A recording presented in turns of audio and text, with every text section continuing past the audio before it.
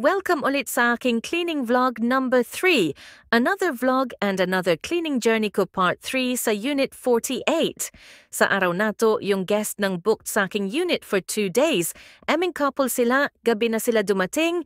Kinda na traffic sila papunta dito, Davao City. But no worries, willing to wait naman tayo kahit anong oras pa sila dumating. Nagdala na ako dito ng mga bagong towel, bedsheet at etc. Para diretso na change if ever nandyan pa sila sa loob.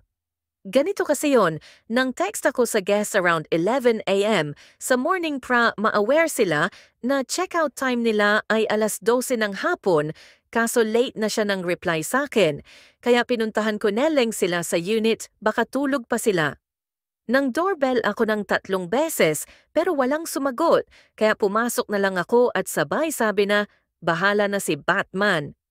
Ha ha ha ha, pumasok na ako. Yun nga, wala nang tao. Kaya pagpasok ko, kunting check-check sa paligid.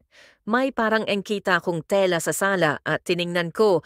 At yun nga okay naman, baka sa baba sila natulog at nang moni-moni. Ha ha ha, patingin-tingin ulit sa paligid, baka may mga unwanted kalat pa.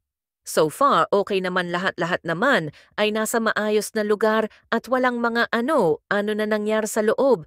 Kaya good job yung guest ko na pumasok dito sa unit ko.